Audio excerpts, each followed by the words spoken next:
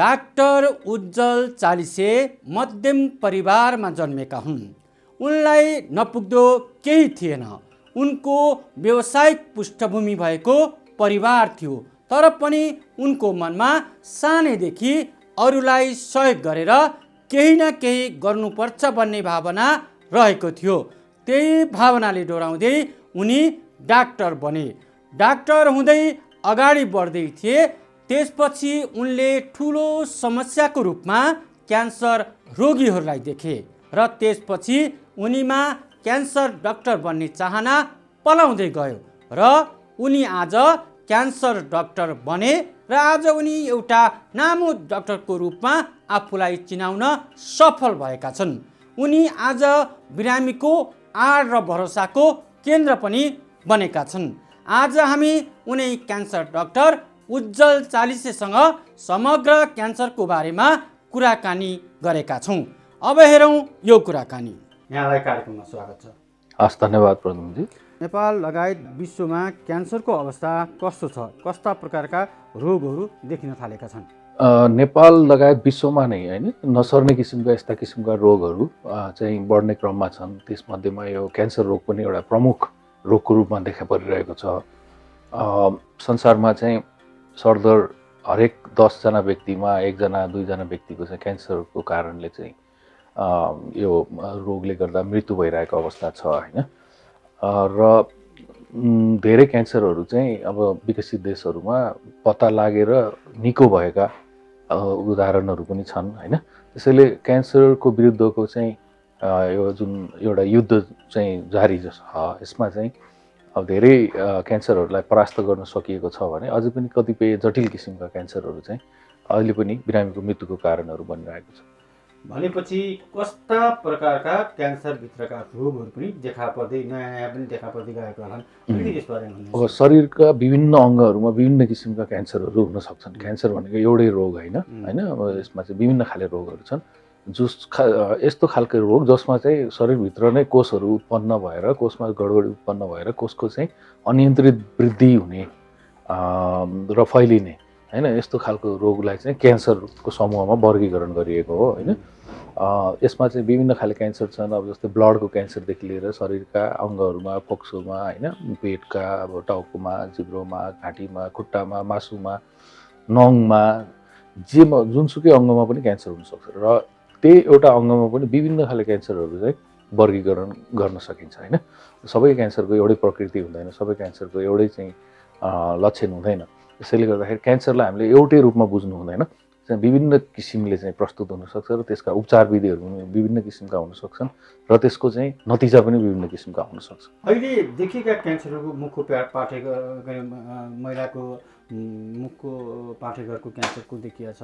कस्ता प्रकारका रोगहरू देखिन थालेका छन्? नयाँ पनि देखिन थालेका छन् कि पुरानो पनि कस्ता प्रकारका छन्? अब समग्रमा हामीले क्यान्सरलाई वर्गीकरण गर्दाखेरि अहिलेसम्मको स्थितिमा चाहिँ हामीले जति क्यान्सरलाई बुझ्न सकेका छौँ त्यस हिसाबले चाहिँ दुई किसिममा वर्गीकरण गर्न सकिन्छ। एउटा चाहिँ प्रिभेन्टेबल होइन, जुन क्यान्सर चाहिँ हामीले हुन नदिन सकिन्थ्यो होइन, अथवा चाहिँ जसको कारक तत्त्वहरू हामीलाई थाहा छ र जसको चाहिँ एटियोजेनेसिस भन्छौँ हामीले, त्यो चाहिँ कसरी हुन्छ भन्ने कुरा बुझिसकेका छौँ भने कतिपय क्यान्सरहरू चाहिँ हाम्रो अझै पनि हामीले चाहिँ त्यसलाई राम्रोसँग बुझ्न सकेका छैन, कसरी सुरु हुन्छ र कसरी चाहिँ त्यो कारण के हो भन्ने कुराहरू धेरै नबुझिराखेको अवस्था पनि छ। त्यसैले दुईवटा क्यान्सर, एउटा प्रिभेन्टेबल र अर्को अहिलेलाई प्रिभेन्टेबल नभएका क्यान्सरहरू होइन।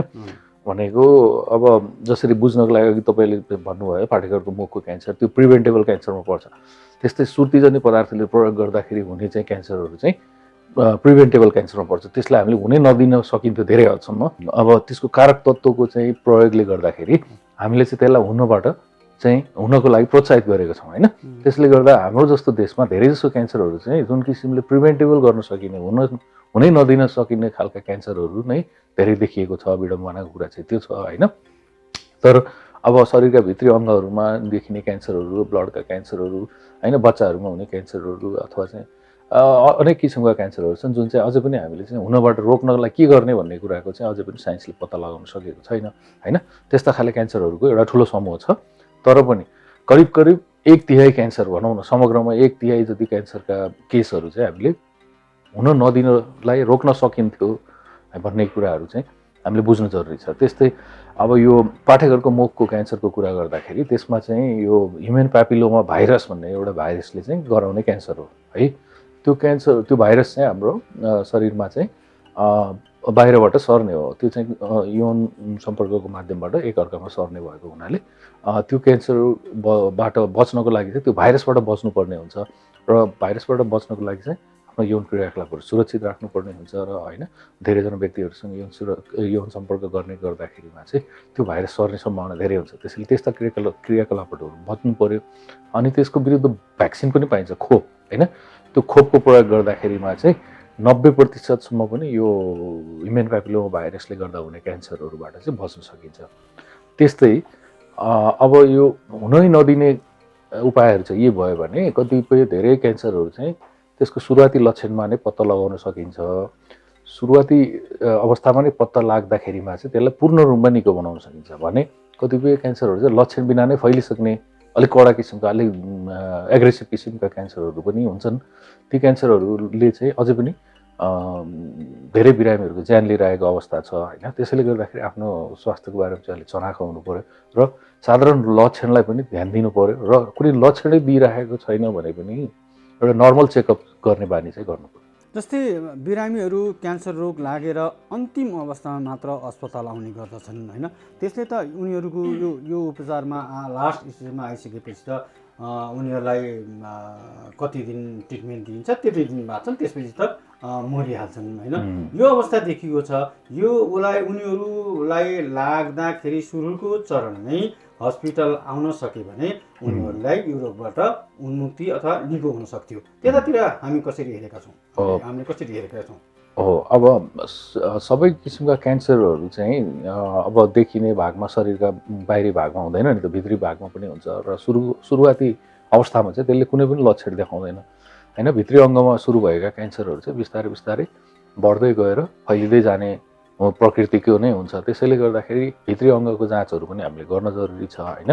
त्यसमा क्यान्सर उत्पन्न हुने अवस्था अथवा प्रिम्यालिग्नेन्ट स्टेज भन्छौँ हामीले, त्यो अवस्थामा नै पत्ता लगाइयो भने चाहिँ त्यसलाई पूर्ण रूपमा निको बनाउन सकिन्छ। अथवा क्यान्सरै भइसकेको छ भने पनि पहिलो स्टेजमा, फर्स्ट स्टेज चाहिँ सुरु भएको ठाउँमा मात्रै क्यान्सर भएको बेलामा चाहिँ त्यसको उपचार गर्न सकिन्छ, अपरेसन गर्न सकिन्छ या रेडिएसन गर्न सकिन्छ होइन। अरू विधिहरूबाट चाहिँ त्यसको नियन्त्रण गर्न सकिन्छ। तर जब त्यो फैलिसक्छ त्यसले विभिन्न लक्षणहरू दिन्छ र अन्त्यमा बिरामीको चाहिँ मृत्युको कारण नै बन्न पुग्छ होइन। र विडम्बनाको कुरा चाहिँ के भने धेरै जसो हाम्रो केसहरू क्यान्सरको बिरामीहरू चाहिँ ढिलो गरेर मात्रै पत्ता लागेको अवस्था छ। अब त्यसमा के कारणले भइरहेको छ भन्दाखेरि एउटा त लक्षण नदिएको कारणले हामी चाहिँ स्वास्थ्य सेवा लिनको लागि या चाहिँ रोग मलाई के भयो भनेर चेकअप गर्नलाई आइरहेका छैनौँ होइन। त्यसको उपाय चाहिँ के हुन्छ भने केही नभए पनि चेकअप गर्नुपर्छ। वर्षमा एकचोटि कम्तीमा चाहिँ एउटा जेनरल स्क्रिनिङ टेस्टहरू गरियो भने त्यस्तो खालको अवस्थालाई चाहिँ पहिले पत्ता लगाउन सकिन्छ कि। अब त्यसले लक्षण दिँदाखेरि अथवा दुख्ने बेला भइसक्दा या कुनै समस्या आउने बेला भइसक्दाखेरिमा चाहिँ त्यो अलिक ढिलो भइसकेको हुनसक्छ। त्यसैले मुख्य कुरा के हो भने त्यसलाई लक्षण कुरेर बस्नुभन्दा पनि आफ्नो उमेर अनुसार, जोखिम अनुसार र डाक्टरको सल्लाह अनुसार चाहिँ गर्नुपर्ने जाँचहरू चाहिँ पहिले गर्नुपर्छ। हाम्रो संरचना हेर्ने हो भने ग्रामीण रूपमा अथवा गाउँ को प्राइभेट स्वास्थ्य क्लिनिकहरूमा अथवा चौकीहरूमा होइन, त्यहाँ चाहिँ यो क्यान्सर लागेर भने पत्ता लगाउनै सक्दैनन् उनीहरूले होइन। त्यो नभएपछि उनीहरूलाई अरू ट्रिटमेन्ट गरिन्छ, अरू खाना दिन्छ। खाना दिएपछि उनीहरू धेरै ठाउँ चार्छन्। चाहँदै यस्तो हुन्छ बल्ल उनलाई क्यान्सर भन्ने थाहा हुन्छ, तब मात्र क्यान्सर हस्पिटल आइपुग्छन्। हामीले यो क्यान्सरको कुरालाई तलै ग्रामीण भेगमा चेकअप गरेर उनीहरूलाई त्यहीँ थाहा पाउने जानकारी उपलब्ध गरायो अथवा त्यस्ता कार्यक्रमहरू अगाडि बढायो भने उनीहरूले त्यही चेक गरेर थाहा पाएपछि उनीहरू सिधै क्यान्सर हस्पिटल आइपुग्थ्यो होला। यो समस्या देखिन्छ नि होइन? पक्कै पनि। अब यो हाम्रो देशमा चाहिँ ठुलो समुदाय मतलब ठुलो जनसङ्ख्या चाहिँ ग्रामीण भेगमा नै बसोबास गर्ने भएको कारणले स्वास्थ्य सेवाको पहुँचबाट अलिकति टाढा हुनुहुन्छ उहाँहरू होइन। तर पनि विगतलाई हामीले चाहिँ हेर्ने हो भने विगतको तुलनामा चाहिँ अहिले स्वास्थ्य सेवाहरू केन्द्रहरू होइन, हस्पिटलहरू र स्वास्थ्य कर्मीहरू गाउँमा धेरै उपलब्ध हुनुहुन्छ। उहाँहरूलाई यो बारेमा तालिम दिन जरुरी छ होइन। र यस्तो किसिमको क्यान्सर लगायतका जाँचहरू चाहिँ क्यान्सर लगायतका रोगहरूको अर्ली डायग्नोसिस होइन, छिटो पत्ता लगाउनलाई त्यसले चाहिँ असर नगर्दैखेरि नै पत्ता लगाउनलाई के गर्न सकिन्छ भन्ने कुराको तालिमहरू चाहिँ स्वास्थ्य कर्मीहरूलाई दिनुपर्ने अवस्था छ र यसको चाहिँ एउटा अभियानकै रूपमा स्क्रिनिङ होइन एउटा नियमित अभियानको रूपमा जस्तो तपाईँको वर्षमा एकपटक हरेक पालिकामा हरेक वडामा कम्तीमा मुख्य क्यान्सरहरू र अथवा यस्ता किसिमका मुख्य रोगहरूको चाहिँ स्क्रिनिङ टेस्टहरू साधारण जाँचहरू गर्ने अभियान नै गर्नुपर्छ र अनिवार्य रूपमा सबैले गर्नुपर्छ होइन। यसमा फेरि एउटैले मात्र सक्दैन, यसलाई त एउटा ठुलो एकताबद्ध भएर ठुलो टिम बनायो भने मात्र हुन्छ। यहाँहरूले गर्दै पनि आउनु भएको छ विगतदेखि होइन। अब यहाँहरूको एक्लो प्रयासले सबैतिर त यहाँ पुग्नु हुन्न होइन। यहाँहरूको स्रोत साधनको कुरा पनि हुन्छ, धेरै कुराले यहाँहरूलाई जान अप्ठ्यारो पनि छ होइन। त्यो भएको हुनाले अरू सबैले एकै ठाउँमा उभिएर एकै ठाउँमा सबैले यो काम गरियो भने त्यो कुराहरू रोगीले घरमै पत्ता आउँछ त, घरमै जहाँ हुन्छ त्यही पत्ता लाग्छ र उसलाई तपाईँले रेफर गरेर काठमाडौँ हस्पिटलमा ल्याउन सक्नुहुन्छ। यतातिर सबैको हातेमालो हुनु जरुरी पनि छ होला, यसलाई कसरी हेर्नुहुन्छ? एकदमै जरुरी छ। सबैभन्दा महत्त्वपूर्ण कुरा नै यही नै हो होइन। यसमा सबैजना मिलेर काम गर्नुपर्छ, व्यक्तिगत रूपमा मात्रै गरेर पनि हुँदैन होइन। अब यसमा चाहिँ समुदाय पनि इन्भल्भ हुनु पर्यो र तिनै तहको सरकार चाहिँ यसमा इन्भल्भ हुनुपर्छ होइन। जस्तै अहिले हाम्रो हरेक पालिकामा अस्पताल त छ होइन, त्यसैले अब स्थानीय नगरपालिका या गाउँपालिकाहरूको चाहिँ यसमा सबैभन्दा महत्त्वपूर्ण हात देखिन्छ।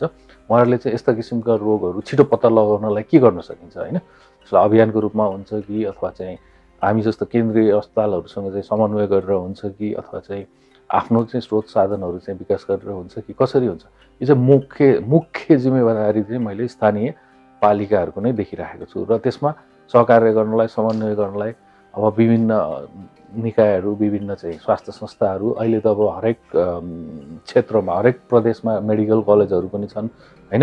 अब त्यस्ता संस्थाहरूसँग सहकार्य गरेर यस्तो किसिमको रोगहरूलाई चाहिँ समुदायमै गएर छिटो पत्ता लगाउनलाई साधारण किसिमका जाँचहरू गर्नलाई अभियानको रूपमा नियमित कार्यक्रमको रूपमा गर्नुपर्छ र त्यसको लागि आवश्यक बजेट पनि छुटाउनुपर्छ पालिकाले र स्रोत साधन अनि स्वास्थ्य कर्मीहरूको व्यवस्था पनि स्थानीय पालिकाहरूले गर्नुपर्ने चाहिँ टटका र आवश्यकता देखेको छ। जस्तै अहिले पनि नेपालमा क्यान्सर रोगको उपचार राम्रो हुँदैन होइन। अनि त्यसपछि भनेर भारत जाने परिपाटीहरू पनि पहिलाको भन्दा त धेरै कम भइसकेको होला, तर पनि अलिक विश्वास गर्न पनि त्यति मात्रामा नसकेर होला अथवा विभिन्न कारणले होला त्यो छ। उनीहरूलाई हामीले विश्वास दिलाउनका लागि पनि काम गर्ने जरुरी छ। यो यथार्थ हो कि अलिक फरक छ? यसमा पक्कै पनि केही यथार्थता छ होइन। अब तर विगतको तुलनामा चाहिँ क्यान्सरको उपचारको क्षेत्रमा नेपालले धेरै नै फड्को मारेको छ, त्यो पनि सत्यता हो होइन। अब म आफै यस क्षेत्रमा क्रियाशील भएको 1.5 दशकभन्दा धेरै भइसक्यो। 1.5 दशक अगाडिको क्यान्सरको उपचारको नेपालको एउटा स्ट्यान्डर्ड र अहिलेको चाहिँ स्ट्यान्डर्ड र अहिलेको उपलब्धता होइन, क्यान्सर रोगको उपचार गर्नको लागि कहाँ उपलब्ध छन् त नेपालभरि भन्दाखेरि अहिले धेरै विकास भएको छ। अहिले पूर्वमा झापादेखि लिएर पश्चिममा नेपालगञ्ज खजुरा बाँकेसम्म क्यान्सरका अस्पतालहरू खुलेका छन् होइन। निजी क्षेत्रबाट होस् या चाहे सरकारी स्तरबाट होस् या सामुदायिक स्तरबाट होस् या गैर सरकारी संस्थाको माध्यमबाट होस्, क्यान्सरका उपचारका केन्द्रहरू धेरै खुलिसकेका छन्। तर अघि हामीले कुरा गरेको जस्तो विडम्बना के छ भने हाम्रो प्रपर स्क्रिनिङ अनि डायग्नोसिस अनि रिफरल मेकानिजम बनेको छैन। भन्न खोजेको के भने समुदायमै गएर यस्ता किसिमका रोग पत्ता लगाउने होइन, नजिकै चाहिँ गएर चाहिँ जाँच गरेर यस्तो रोगहरू भएको छ कि छैन भनेर पत्ता लगाउने फेसिलिटीहरू अझै पनि कम छन् र त्यो रोगको लक्षण देखिएको खण्डमा त्यो बिरामीलाई कहाँ रिफर गर्ने, कसरी गर्ने, को जिम्मेवार हुने भन्ने खालको एउटा हाम्रो प्रेषण प्रणाली भनिन्छ होइन। र रिफरल मेकानिजम चाहिँ अझै पनि डेभलप नभएको कारणले लक्षण देखिसकेपछि पनि बिरामी चाहिँ यता र उता भौतारिने होइन, कहिले यो अस्पताल पुग्ने कहिले त्यो अस्पताल पुग्ने, त्यहाँ पनि जाँच नहुने, पुग्नुपर्ने ठाउँमा नपुग्ने, त्यो बिचमा चाहिँ रोग फैलिसकेको हुने।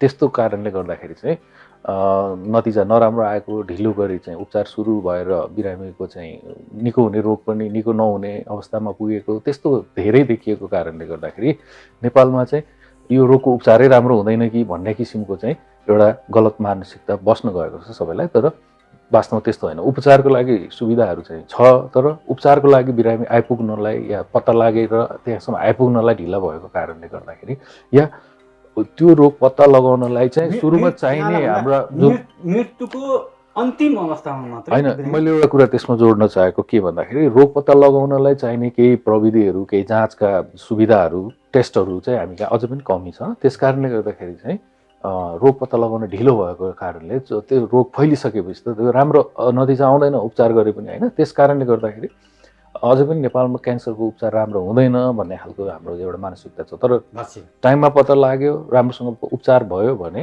नेपालमा पनि क्यान्सरको रोगीहरू निको भएर आफ्नो नर्मल जीवनयापन गरिराख्नु भएको हजारौँजना बिरामीहरू हुनुहुन्छ, होइन। तर छिटो पत्ता लाग्नु पर्यो, उचित उपचार हुने ठाउँमा आइपुग्नु पर्यो र त्यहाँ चाहिँ उहाँको समयमै उचित उपचार चाहिँ हुनु पर्यो, होइन। क्यान्सरको उपचारमा अब धेरै जसो केसमा चाहिँ त्यसमा कुनै प्रयोग गर्ने या यसरी गरेर हुन्छ कि त्यसरी गरेर हुन्छ कि भनेर विभिन्न चाहिँ उपायहरू अपनाउने गर्नु हुँदैन। त्यसमा चाहिँ इफेक्टिभ र रिकमेन्डेड, होइन, यो उपचार गऱ्यो भने चाहिँ सबभन्दा प्रभावकारी छ भनेर रिकमेन्डेड उपचार विधिहरू हुन्छन्, ती उपचारहरू गर्नु पर्यो। त्यो उपचार भनेको आधिकारिक रूपमा सरकारद्वारा स्वीकृत प्राप्त सरकारद्वारा सञ्चालित अस्पतालहरूमा मात्रै उपलब्ध हुन्छ। त्यो जहाँ पाए त्यही उपलब्ध हुँदैन, किनभने क्यान्सरको उपचारमा धेरै ठुला ठुला प्रविधिहरू, धेरै महँगा उपकरणहरू र विशिष्टकृत जनशक्तिहरूको प्रयोग हुने हुँदाखेरि त्यो जहाँ पाए त्यही हुँदैन, होइन। जहाँ पनि उपलब्ध हुन सक्दैन। त्यसैले ती ठाउँहरूमा पुग्नु पर्यो। भन्न खोजेको के मतलब, क्यान्सर हस्पिटलमा मात्रै यसको उपचार हुन्छ, होइन। हुनु त यसको लागि पत्ता लगाउने र केही हदसम्म त्यसको नियन्त्रण गर्ने उपायहरू अन्य अस्पतालमा पनि गर्न सकिन्छ। तर क्यान्सरको प्रभावकारी उपचार गर्नको लागि चाहिँ क्यान्सर डेडिकेटेड हस्पिटलमा नै आउनुपर्ने आवश्यकता हुन्छ। जस्तै गरिबले यो रोगको उपचार गर्नका लागि आर्थिक हिसाबले उनीहरूले सक्दैनन्, यस्ता बिरामीहरूलाई भक्तपुर क्यान्सर अस्पतालले कस्ता कार्यक्रमहरू ल्याएको छ? पक्कै पनि नेपालको परिप्रेक्ष्यमा चाहिँ क्यान्सरको उपचार अलिकति महँगो नै छ, होइन। अब जनताको चाहिँ आय स्रोतको अनुपातमा हेर्दाखेरि उपचार विधि महँगो भएको कारणले गर्दाखेरि यसमा सरकारले विभिन्न किसिमका सहायताहरू चाहिँ प्रदान गरिरहेको छ, होइन। यसमा पहिलो कुरा त सरकारले क्यान्सर अस्पतालहरू लगानी गरेर त्यसमा क्यान्सर अस्पतालहरू खोलिदिएर त्यसमा चाहिँ बिरामीको चाहिँ कसरी सबैभन्दा न्यून शुल्कमा कसरी उपचार गर्न सकिन्छ भनेर त्यसरी चाहिँ अप्रत्यक्ष लगानी गरिरहेको छ भने प्रत्यक्ष रूपमा बिरामीको उपचारमा चाहिँ सहयोग पनि प्रदान गरिरहेको छ, होइन। त्यसमा विभिन्न सहायताका चाहिँ कार्यक्रमहरू छन्। सङ्घीय सरकारले चाहिँ क्यान्सर लगायतका 8वटा जटिल प्रकृतिका रोगहरूको उपचारको लागि 1 लाख रुपियाँको सहयोग प्रदान गर्छ। त्यस्तै प्रदेश सरकारहरूले पनि कसैले 50,000, कसैले 1 लाख, कसैले 2 लाख रुपियाँको यो सहायताहरू प्रदान गरिरहेका छन्। विभिन्न पालिकाहरूले पनि आफ्नो आफ्नो कार्यक्रमहरू सञ्चालन गरिरहेका छन्। त्यस्तै स्वास्थ्य बिमाको माध्यमबाट पनि क्यान्सरको उपचारमा आफ्नो प्रयोग गर्न सकिन्छ।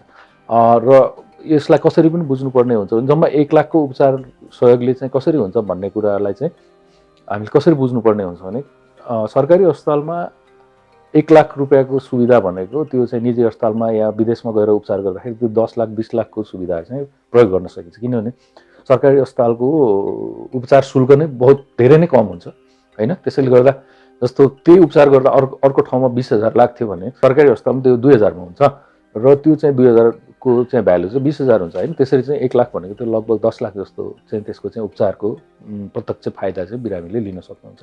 त्यसैले गर्दाखेरि सरकारले सहायता प्रदान गरेको छैन भन्न मिल्ने अवस्था त छैन, होइन। तर पनि अब क्यान्सरमा नयाँ नयाँ प्रविधिका उपचार विधिहरू आइरहेका हुन्छन्।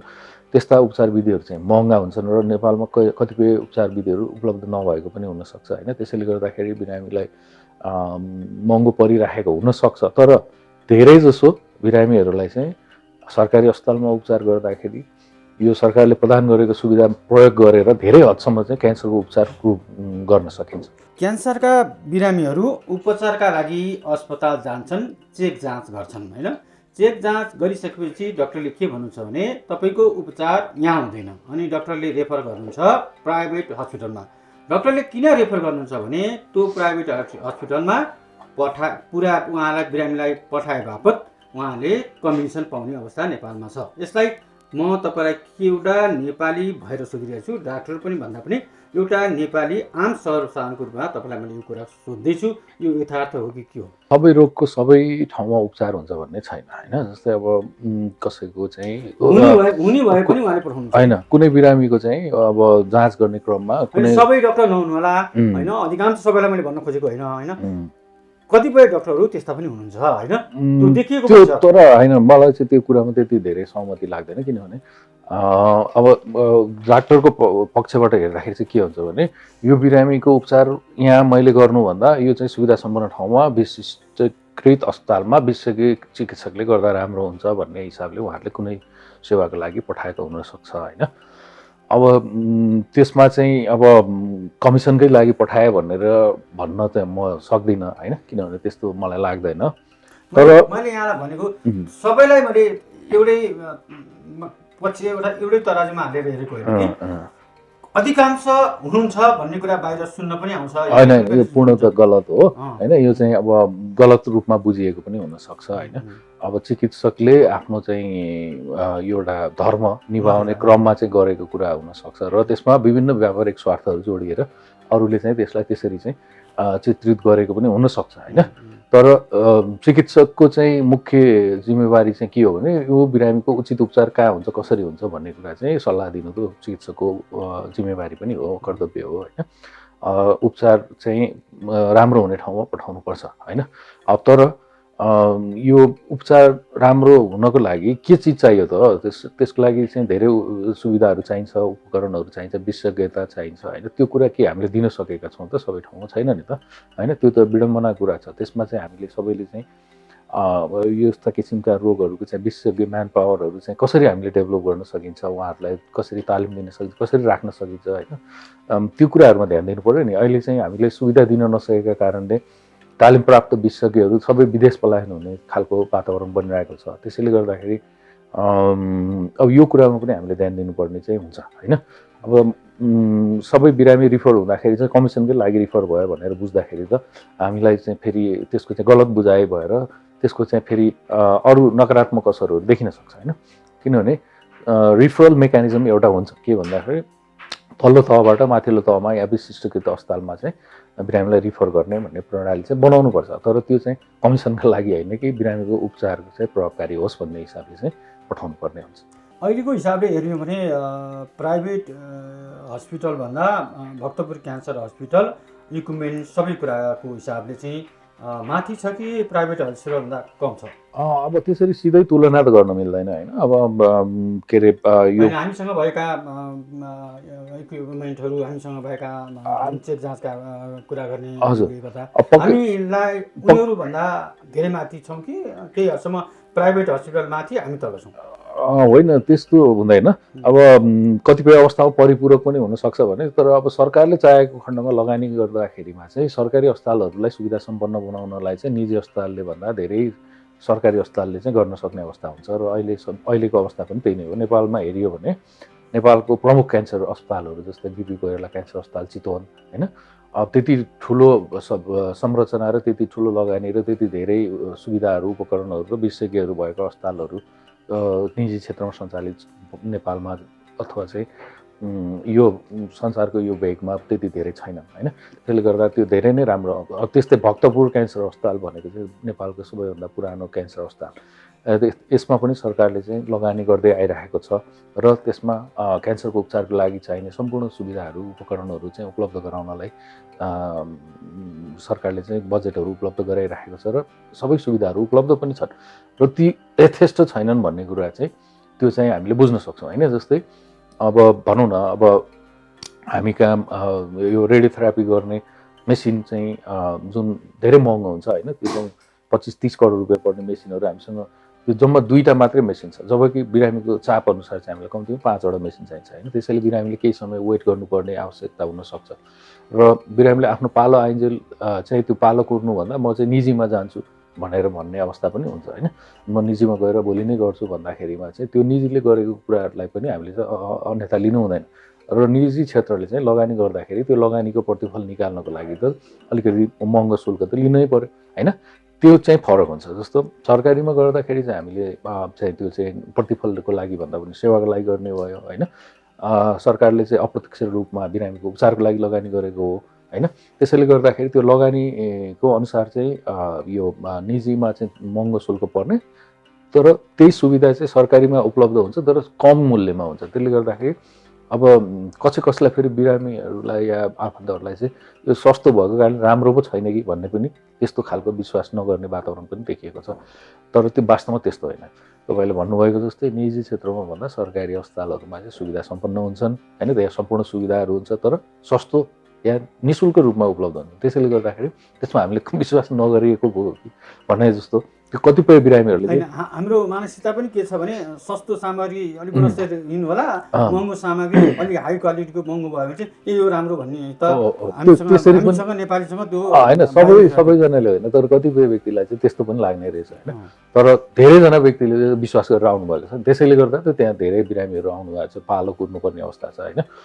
तर अब जति बिरामीको सङ्ख्या बढ्दै आउँछ त्यति नै हामीले लगानी थप्दै जानुपर्छ, उपकरणहरू थप्दै जानुपर्छ, म्यान पावरहरू थप्दै जानुपर्छ, बेड सङ्ख्या बढाउँदै जानुपर्छ, अस्पतालको सङ्ख्या बढाउनुपर्छ होइन। त्यो कुरा चाहिँ राज्यको दायित्वमा पर्दछ। भनेपछि भक्तपुर क्यान्सर हस्पिटल अहिले त इक्विपमेन्टको हिसाबले, जनशक्तिको हिसाबले, डक्टरको हिसाबले धेरै राम्रो भइसक्यो। भक्तपुर क्यान्सर अस्पताल चाहिँ क्यान्सरकै लागि भनेर खोलिएको एउटा कम्प्रिहेन्सिभ क्यान्सर हस्पिटल हो होइन। त्यसमा चाहिँ क्यान्सरकै लागि चाहिने उपकरणहरू, विशेषज्ञहरू होइन, म्यान पावरहरू, औषधिहरू लगायत सम्पूर्ण त्यहाँ प्रणालीहरू चाहिँ विकास गरिएको छ होइन। 30 वर्षदेखि अस्पताल सञ्चालित छ। त्यसैले गर्दाखेरि क्यान्सरको बिरामीको चाहिँ मर्म त्यो अस्पतालले बुझेको हुन्छ र त्यसको लागि चाहिने सम्पूर्ण सुविधाहरू चाहिँ त्यहाँ छ हामीसँग। भनेपछि भक्तपुर अस्पताल अहिले त यो अवस्थामा आएको छ, राम्रो पनि छ होइन। तर पनि अब यहाँको कार्यकालमा आफै पनि डाक्टर हुनुहुन्छ होइन, डाक्टर भएर काम पनि गर्नुभएको छ होइन। धेरै लामो समयसम्म यहाँ क्यान्सरकै डाक्टरको रूपमा बिरामीहरूसँग गरिबदेखि निम्न आर्थिक भएका बिरामीदेखि सम्पन्न बिरामीसम्म सबैलाई चेक जाँच गरेको अनुभव पनि छ यहाँसँग। अब गाउँ-गाउँमा स्वास्थ्य क्यान्सरका बारेमा जानकारी, त्यहाँ उपचार गाउँमा पुर्याउनका लागि अझ गाउँ-गाउँ भन्दा पनि रिमोट भेगमा होइन, जहाँ हिँडेर नै पुग्न 3-4 दिन लाग्छ, त्यस्तो भेगमा गएर स्वास्थ्य सम्बन्धी क्याम्पेनिङ गर्नका लागि यहाँहरूले के सोच्नु भएको छ? अब सबै ठाउँमा हामी त पुग्न सक्दैनौँ होइन, तर पनि देशका विभिन्न भागमा रहेका विभिन्न संस्थाहरूसँग सहकार्य गरेर हामीले प्राविधिक रूपमा उहाँहरूलाई सहयोग गरेर होइन कसरी गर्ने हो त, स्क्रिनिङहरू चाहिँ कसरी गर्ने, क्यान्सरको लक्षणहरू कसरी पत्ता लगाउने भन्ने कुराहरू चाहिँ देखाउनको लागि, तालिमको लागि र एउटा उदाहरणको लागि चाहिँ हामी विभिन्न ठाउँमा पुग्ने गर्छौँ। तर अब भक्तपुर क्यान्सर अस्पतालले मात्रै एक्लै गरेर यो कुराहरू सम्भव हुँदैन होइन। त्यसको लागि चाहिँ सम्पूर्ण निकायहरू होइन, सम्पूर्ण चाहिँ यो सेवा प्रदायकहरूले चाहिँ मिलेर काम गर्नुपर्ने हुन्छ। त्यसमा विशेष गरी राज्यको तिनै तहको सरकारले चाहिँ स्वास्थ्य सेवा कसरी चाहिँ एकीकृत रूपमा चाहिँ पुर्याउने भन्ने कुरा आफ्नो जिम्मेवारी चाहिँ लिएर चाहिँ त्यसमा सबैले समन्वय गरेर जानुपर्ने हुन्छ होइन। अब केन्द्र सरकारले विशिष्टकृत क्यान्सर अस्पतालहरू सञ्चालन गरेको छ भने प्रदेश सरकारले चाहिँ यो विशेषज्ञ सेवा सहितको सेकेन्डरी लेभलका हस्पिटलहरू सञ्चालन गरेको छ होइन। त्यस्तै पालिकाहरूले पनि आधारभूत अस्पतालहरू सञ्चालन गरेका छन् र त्योभन्दा तल पनि अझै हाम्रा स्वास्थ्य कर्मीहरू रहेका छन् होइन। त्यसैले यो सबै तहमा चाहिँ कसरी प्रणालीगत रूपमा चाहिँ समन्वय गरेर होइन समुदायमा छिटो रोग पत्ता लगाउने र त्यो बिरामीलाई हामीले कसरी चाहिँ डायग्नोसिसको लागि या उपचारको लागि कुन ठाउँमा पठाउने भन्ने प्रणाली चाहिँ विकसित गर्न जरुरी छ। पहिलाको तुलनामा त धेरै भइसकेको छ, तर पनि अझै पनि सिस्टमेटिक रूपमा यो कुराहरू भएको छैन होइन। अब एउटै काम सबैले गर्न खोज्ने र अरू काम चाहिँ कसैले नगर्ने खालको वातावरण पनि बनिरहेको छ। त्यसलाई चाहिँ कामको वर्गीकरण गरेन। यसमा चाहिँ समुदायले अनि त्यसपछि राज्यको तीनैवटा तहले अनि त्यसपछि व्यक्तिगत तहमा पनि होइन हामीले काम गऱ्यौँ भने चाहिँ यस्ता किसिमका रोगहरूलाई चाहिँ छिटै पत्ता लगाएर उपचार गरेर निको पारेर निर्मूलै गर्न सक्छ। मान्छेहरूमा चेतना पनि छैन जस्तो लाग्छ मलाई क्यान्सरमा होइन। मान्छेहरूलाई अब एउटा कारण चाहिँ के देखिन्छ भने जुन ठाउँमा उनीहरू चेक गर्न जान्छन् होइन, गाउँका मान्छे गाउँको सानो टोकीमा जाला, त्यसपछि सहरको अस्पतालमा आइपुग्ला, त्यसको सहरको अस्पताल आइसकेपछि अनि त्यही नै भएको अलिक ठुलो हस्पिटलमा त्यति अलि माथि कता छ त्यही पुग्ला। ऊ यति समय चार्दा उसको रोग पनि पत्ता लाग्दैन होइन। त्यसपछि ऊ आइपुग्छ क्यान्सरको जुन हस्पिटल छ त्यहाँ आइपुग्छ। तर त्यहाँ आइपुग्दा ऊ के हुन्छ भने उसको रोगको अवस्था नाजुक भइसकेको हुन्छ होइन। अनि यसलाई रोकथाम गर्नका लागि त तल्लो लेभलमै क्यान्सरको रोग पत्ता लगाउने हामीले संयन्त्र विकास गर्न सक्यौँ भने यिनीहरूलाई त बचाउन सकिन्थ्यो होला, यिनीहरू त टाइममै उपचार पाउँथ्यो होला।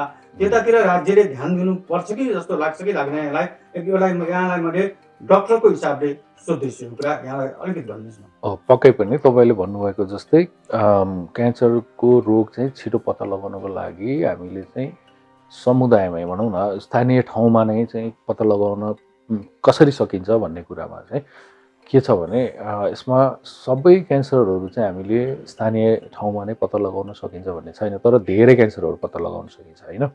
त्यसै मुख्य गरी जस्तै नेपालमा चाहिँ धेरै देखिएका क्यान्सरहरू पाठेघरको मुखको क्यान्सर, मुखघाँटी क्यान्सर, मुखघाँटीको क्यान्सर, जिब्रोको क्यान्सर अनि स्तनको क्यान्सर, यी क्यान्सरहरू चाहिँ हामीले स्थानीय निकायमा नै पत्ता लगाउन सक्छौँ होइन। त्यसको लागि हामीले होइन बेसिक एउटा इन्फ्रास्ट्रक्चर बनाउन सकिन्छ, तालिम दिन सकिन्छ।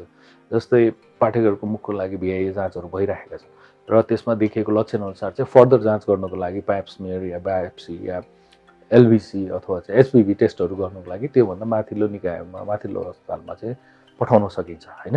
त्यस्तै एउटा पालिकामा बसोबास गर्ने सम्पूर्ण महिलाहरू 40 वर्ष माथिका महिलाहरूलाई चाहिँ हामीले म्यामोग्राम टेस्टहरू गर्न सकिन्छ होइन। यदि म्यामोग्राम मेसिन छैन भने हामीले अल्ट्रासाउन्डको प्रविधिबाट पनि ती कुराहरू स्क्रिनिङ गर्न सकिन्छ। अब एक्सरे, अल्ट्रासाउन्ड, भिडियो एक्सरेहरू चाहिँ अहिले हरेक पालिकामा उपलब्ध छन् होइन, तर स्वास्थ्यकर्मीलाई हामीले तालिम दिन सकिन्छ। हरेक पालिकामा चाहिँ रेडियोलोजिस्ट डाक्टर, विशेषज्ञ डाक्टर नै हुन्छन् भन्ने त छैन, तर चाहिँ जो हाम्रो जेनरल स्वास्थ्यकर्मी हुन्छ उहाँलाई चाहिँ तालिम दिएर, साधारण तालिम दिएर क्यान्सरका लक्षणहरू कसरी छिटो पत्ता लगाउने त्यो उपकरणको माध्यमबाट भनेर चाहिँ तालिम दिनु जरुरी छ, दिन सकिन्छ। र त्यसमा कसले गर्ने त? अब यो सबै ठाउँमा गएर सङ्घीय सरकारको केन्द्रीय मन्त्रालयले सबै कुरा त गर्न सक्दैन होला। त्यस्तो अवस्थामा चाहिँ प्रदेशले के गर्ने, पालिकाले कति काम गर्ने भन्ने कुराको वर्गीकरण चाहिँ गर्न जरुरी छ होइन। स्वास्थ्यकै क्षेत्रमा पनि कुरा गर्दाखेरि जस्तो आधारभूत सेवाहरू चाहिँ पालिकाको अस्पतालले दिने र त्यसमा यस्तो खालको लक्षण देखेकोमा चाहिँ यसरी चाहिँ यहाँ पठाउने भन्ने खालको एउटा कामको वर्गीकरण चाहिँ गर्न जरुरी छ होइन। यो नहुँदाखेरि चाहिँ जनतालाई चाहिँ भौतारिनु पर्ने, कहाँ जाने हो थाहा छैन होइन। यस्तो भयो भने कुन अन्योलता चाहिँ उत्पन्न पक्कै पनि भएको छ होइन।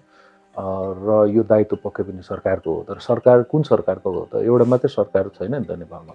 केन्द्रीय सरकारको पनि दायित्व छ, त्यसमा प्रदेश सरकारको पनि दायित्व छ र स्थानीय सरकारको पनि दायित्व छ र समुदायको पनि छ र व्यक्तिको पनि छ होइन। जस्तै हेर्ने भने दुर्गममा भन्दा पनि सुगममा चाहिँ हाम्रा जति पनि क्याम्पहरू, क्यान्सरबाट क्याम्पको कुरा गर्ने भने अरू स्वास्थ्यका क्याम्पहरूको कुरा गर्ने भने धेरै दुर्गममा चाहिँ क्याम्पहरू नपुगेको अवस्था छ। जस्तै यहाँलाई हेर्ने भने 2 दिन 3 दिन हिँडेर जाने ठाउँहरू पनि छन् हाम्रा होइन। ती ठाउँहरूमा क्याम्प पुर्याउन अति नै आवश्यक छ होइन। त्यतातिर भक्तपुर क्यान्सर हस्पिटलले क्यान्सर चेक जाँचका लागि आफ्ना कार्यक्रमहरू कसरी लिएर जान्छ? यसमा चाहिँ हामीले नेपालको स्वास्थ्य तथा जनसङ्ख्या मन्त्रालय होइन, स्वास्थ्य सेवा विभागहरूसँग समन्वय गरेर उहाँहरूले दिनुभएको जिम्मेवारी अनुसार हामीले चाहिँ विभिन्न जिल्लामा गएर प्राविधिक रूपमा चाहिँ यो क्यान्सरको उपचार कसरी गर्ने अनि कसरी पत्ता लगाउने भन्ने कुराहरू उदाहरण देखाउनको लागि चाहिँ हामी जान्छौँ। तर अब देशैभरि क्यान्सरको चाहिँ रोग पत्ता लगाउने जिम्मेवारी भक्तपुर क्यान्सर अस्पताल एक्लै वहन गर्न सक्दैन होइन। भक्तपुर क्यान्सर अस्पतालको जिम्मेवारी चाहिँ त्यहाँ आएका क्यान्सर रोगीहरूको चाहिँ उपचार यथोचित गर्ने र छिटो गर्ने भन्ने चाहिँ मुख्य जिम्मेवारी भएको कारणले हामीले सधैँभरि समुदायमा गएर स्क्रिनिङ क्याम्प गर्न सक्दैनौँ। तर स्क्रिनिङ कसरी गर्ने हो र त्यो स्क्रिनिङ गरेका जाँच गरेका बिरामीहरूको चाहिँ छिटो चाहिँ डायग्नोसिस गर्ने कसरी हो, ती कुराहरू चाहिँ हामीले सहयोग गर्छौँ र त्यसमा हामीले चाहिँ सिकाउँछौँ पनि, हामीले तालिम पनि दिन्छौँ होइन। जिल्लामा गएर चाहिँ अथवा चाहिँ त्यहाँको स्वास्थ्यकर्मीहरूलाई चाहिँ अस्पतालमा ल्याएर होइन प्याप्समेयर कसरी गर्ने हो, भिआइए कसरी गर्ने हो, ब्रेस्ट एक्जामिनेसन कसरी गर्ने हो होइन, यो लक्षणहरू चाहिँ कसरी चाहिँ पत्ता लगाउने हो भन्ने कुराहरूको चाहिँ तालिम चाहिँ हामी दिने गर्छौँ होइन। र उदाहरणको लागि हामी कार्यक्रमहरू पनि सञ्चालन गर्छौँ, कतिपय अवस्थामा यसरी गर्ने हो भनेर चाहिँ हामीले गर्छौँ। र त्यो एउटा अस्पतालले एक्लै गर्न सक्दैन होइन। हामी एक दिन गएर स्रोत साधनको पनि कमी हुन्छ, हामीसँग समयको पनि कमी हुन्छ र विशेषज्ञहरूको पनि कमी हुन्छ होइन। त्यसैले अब भएका विशेषज्ञलाई हामीले उपचारमा पनि प्रयोग गर्ने, फेरि चाहिँ स्क्रिनिङको लागि पनि प्रयोग गर्नको लागि हामीलाई गाह्रो हुन्छ होइन। त्यसैले गर्दाखेरि यो विशेषज्ञता चाहिँ हामी अरूलाई दिन चाहन्छौँ होइन। स्थानीय स्वास्थ्यकर्मीहरूलाई, स्थानीय अस्पतालहरूलाई हामी त्यो चाहिँ विशेषज्ञता चाहिँ सिकाउन चाहन्छौँ र कसरी रोग पत्ता लगाउने, त्यहाँ गर्न सकिने कुराहरू स्थानीय रूपमा नै कसरी गर्ने र नसकिने कुराहरू कसरी चाहिँ रिफर गरेर चाहिँ हाम्रो अस्पतालमा चाहिँ पठाउने भन्ने कुराहरू चाहिँ हामीले त्यो चाहिँ एउटा प्रणाली विकास गर्नमा चाहिँ मद्दत गर्न चाहन्छु। बालबालिका, युवा अथवा बुढाबुढी अनि महिलाहरूमा पनि कति उमेरका महिलाहरूलाई पाठेघरको क्यान्सर होइन, अलिकति भनिदिनुहोस् न यसको अलिकति यसको बारेमा। क्यान्सरको रोग चाहिँ भर्खर जन्मेको बच्चादेखि लिएर 100 वर्षका वृद्धहरूसम्म जसलाई पनि हुनसक्छ होइन।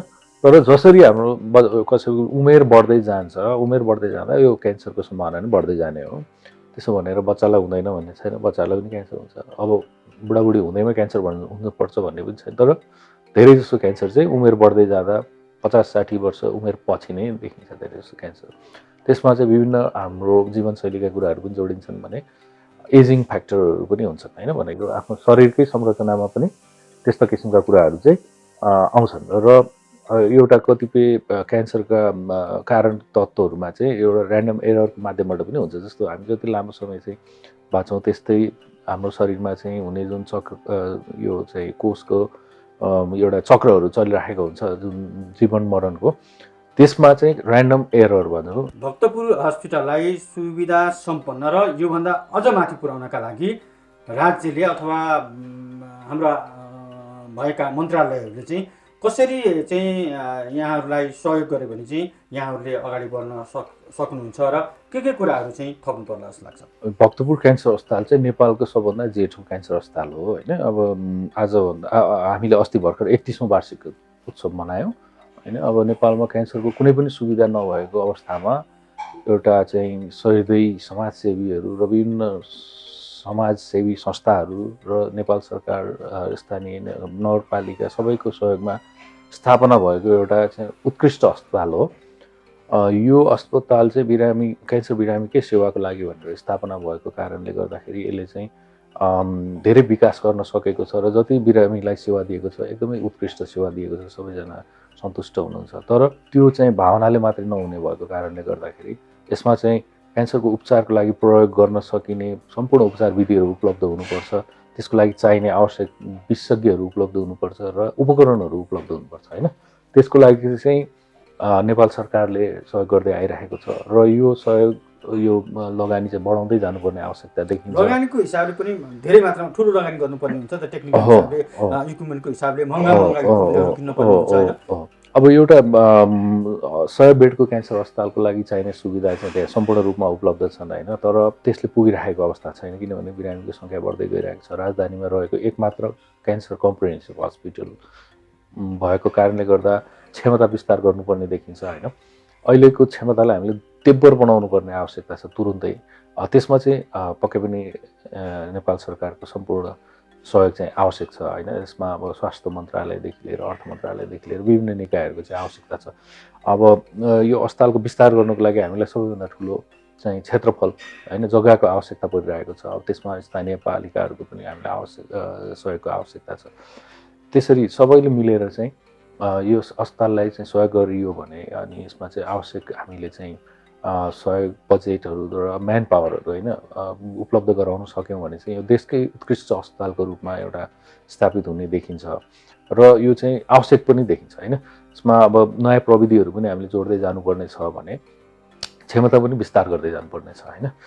कतिपय प्रविधिहरू अहिलेसम्म पनि हामीले उपलब्ध गराउन सकेका छैनौँ। जस्तै उदाहरणको लागि भन्नुपर्दा यो बोन म्यारो ट्रान्सप्लान्टेसनको जुन ब्लड क्यान्सरको बिरामीहरूलाई उपचारको लागि चाहिँ प्रभावकारी विधि हो, त्यो चाहिँ अहिलेसम्म हामीले सुरु गर्न सकेका छैनौँ।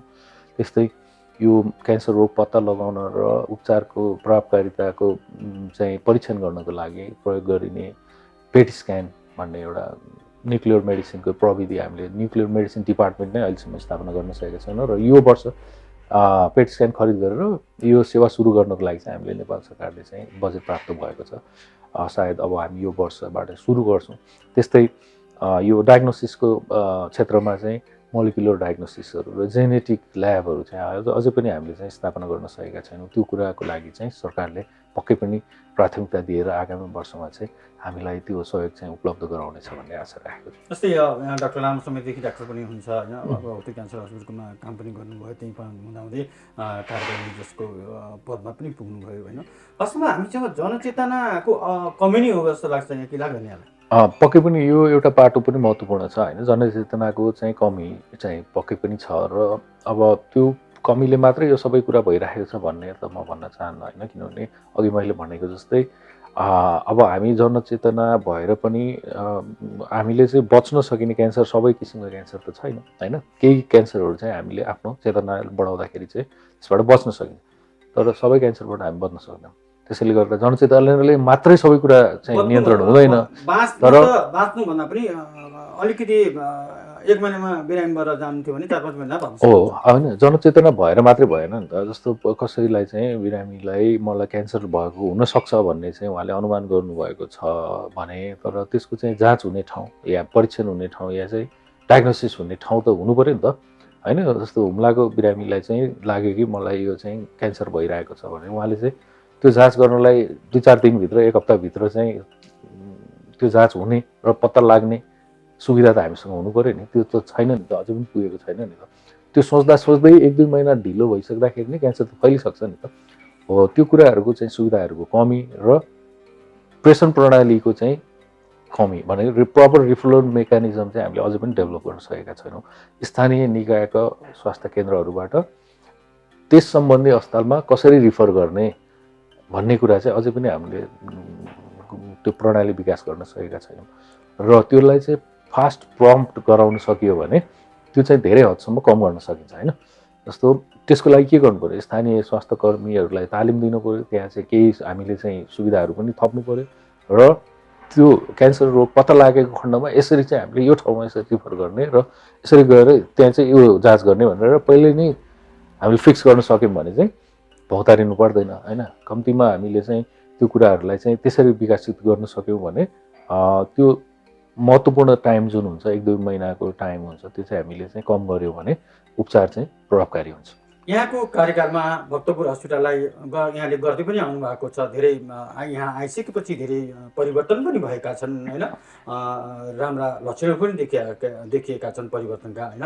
भोलिका दिनमा मेरो कार्यकालमा यो क्यान्सर हस्पिटल भक्तपुरलाई यहाँसम्म पुर्याउँछु भन्ने केही प्लान बनाउनु भएको छ? पक्कै पनि छ। त्यो अब मेरो जिम्मेवारी पनि हो होइन। र भविष्यको योजना नबनाइकन त हामी अगाडि बढ्नै सक्दैनौँ। भक्तपुर क्यान्सर अस्पतालले अब भविष्यमा हुनसक्ने क्यान्सरको बिरामीको चाप अनुसार आफूलाई चाहिँ विकसित र विस्तारित रूपमा चाहिँ लानुपर्ने आवश्यकता छ। त्यसको लागि हामीले केही लक्ष्यहरू पनि बनाएका छौँ होइन।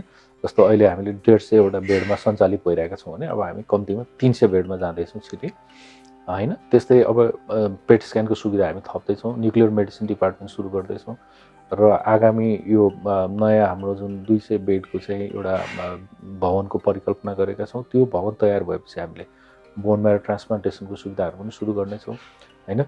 र अब अनुसन्धान केन्द्रको रूपमा चाहिँ यो क्यान्सर अस्पताललाई विकसित गर्ने भन्ने लक्ष्य राखिएको छ। त्यसमा के छ भने क्यान्सरको उपचार चाहिँ अब देशका विभिन्न भागमा अन्य अस्पतालले पनि गर्न सक्छन् अब होइन। तर चाहिँ अलिक जटिल किसिमका रोगहरूलाई चाहिँ कसरी भक्तपुर क्यान्सर अस्पतालले चाहिँ कमसेकम त्यसको चाहिँ कुनै पनि जटिल प्रकारको रोगहरू चाहिँ कसरी उपचार गर्ने भन्ने खालका त्यसका सुविधाहरू फेसिलिटीहरू होइन विशेषज्ञताहरू हामी डेभलप गर्न चाहन्छौँ। त्यसमा चाहिँ एउटा प्राज्ञिक भनौँ न एकाडेमिक एक्टिभिटिज पनि अगाडि बढाउने र त्यसलाई अनुसन्धानात्मक कार्यक्रमहरू पनि क्रियाकलापहरू कसरी अगाडि बढाउने भन्ने बारेमा चाहिँ हामीले विभिन्न यसमा चाहिँ योजनाहरू बनाएका छौँ। अब हाम्रो होइन एउटा जीवनमा भनौँ न कसैको पनि जीवनमा चाहिँ स्वास्थ्यका विभिन्न खालका समस्याहरू आउन सक्छन् होइन, आउँछन्। अब सामान्य समस्याहरूलाई चाहिँ हामीले त्यसै अनुसार चाहिँ उपचार गरेर निराकरण गर्छौँ भने अहिले देखा परेको यस्ता किसिमका क्यान्सर लगायतका जटिल स्वास्थ्य समस्याहरूलाई चाहिँ हामीले कसरी चाहिँ परास्त गर्न सक्छौँ भनेर सबै मिलेर काम गर्नुपर्छ। यसमा चाहिँ व्यक्तिगत रूपमा कसैले एकजनाले गरेर मात्रै पनि हुँदैन, यसमा चाहिँ सरकारले मात्रै चाहेर पनि हुँदैन होइन। त्यसैले सबैजना मिलेर हातमालो गरेर आफ्नो क्षेत्रबाट सबैले योगदान गऱ्यौँ भने चाहिँ नेपालमा क्यान्सर रोगलाई रोक्न, यसको चाहिँ होइन छिटो पत्ता लगाएर बिरामीको प्रभावकारी उपचार गरेर बिरामीको चाहिँ ज्यान जोगाउन होइन र त्यसले गर्दा समग्रमा चाहिँ जनताको चाहिँ स्वास्थ्य राम्रो राख्न हामी सबैले मिलेर चाहिँ काम गऱ्यौँ भने पक्कै पनि प्रभावकारी हुन्छ भन्न चाहन्छु। क्यान्सर रोगको बारेमा बहुआयामिक विषयमा हामीले कुरा गऱ्यौँ र यहाँको समय र संवादका लागि धेरै धेरै धन्यवाद। हस् त पदुम्नजी मैले जानेका कुराहरू चाहिँ तपाईँले यसरी कुराकानी गरेर सबैका माझ पुर्याइदिनु मद्दत पुर्याउनु भएकोमा यहाँलाई धेरै धन्यवाद दिन चाहन्छु। उज्जवल चालिसेसँग गरिएको कुराकानी आजलाई यति नै। अर्को अङ्कमा पनि हामी यस्तै कुराकानी लिएर आउनेछौँ। हस्त नमस्कार।